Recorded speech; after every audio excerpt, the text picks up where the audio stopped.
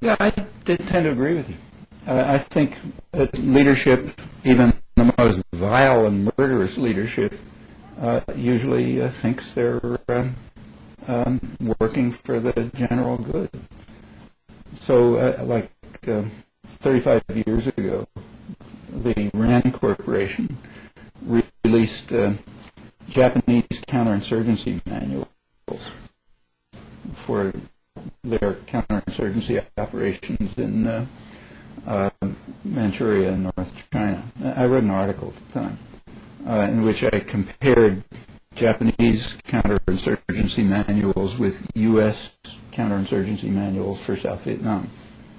They were almost identical, full of lofty rhetoric about how we're doing the most wonderful thing to the population, for the population, and we're saving them from the terrorist monsters supported from abroad who are trying to destroy them, and so on and so forth. They're virtually the same. I assume that the people who wrote them believed them in both cases.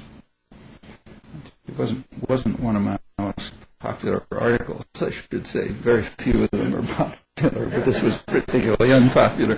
Although I did see one mention of it once, which was kind of interesting in scholarly literature. It referred to it as a kind of an intriguing justification of Japanese imperialism. How else could you interpret it? If you say that what the Japanese were doing is similar to what we're doing, since by assumption what we're doing must be noble, therefore it follows that this must have been a kind of a justification of Japanese imperialism. But your point is correct. I mean, for example, when Hitler took over the Sudetenland, you look back at the rhetoric. I mean, it's full of noble sentiments. We're going to eliminate ethnic conflict and bring peace and justice to the people, and on and on. I mean, in fact, even the slaughter of the Jews was treated as a noble act. We're defending higher civilization from, a depraved enemy that's seeking to destroy everything decent in the world, and so on and so forth. Actually, it didn't sound very different from George Schultz. And I suppose they believed it.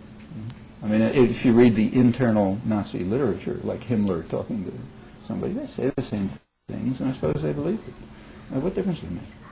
I mean, we all know perfectly well, just from our own lives, that it's awfully easy to convince yourself that no matter how rotten the thing you're doing is, it was really good.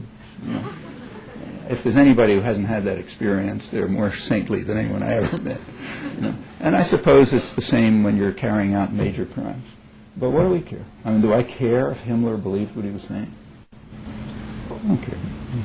If George Bush believes what his speechwriters tell him, same story. It's just not relevant, I mean, unless you happen to be interested in these individuals as people, and I'm not, and I'm sure you're not, the answer to the question doesn't matter.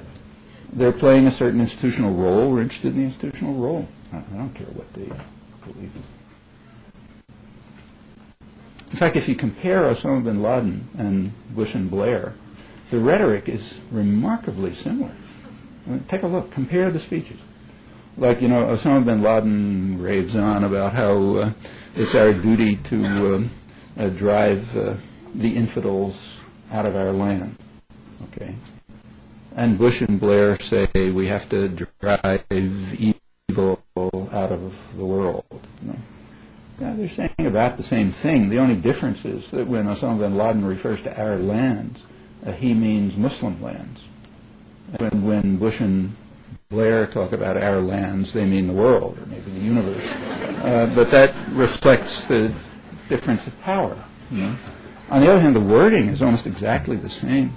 Actually, these speeches of Bush's, about the driving evil out of the world and so on, most of them were when I was in India.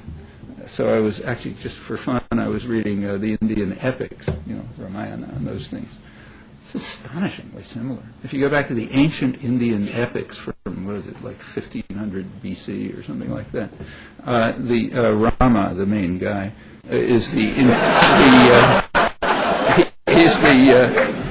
he's the incarnation of Vishnu, the god. So he's the incarnation on Earth, and his mission is to drive evil from the world.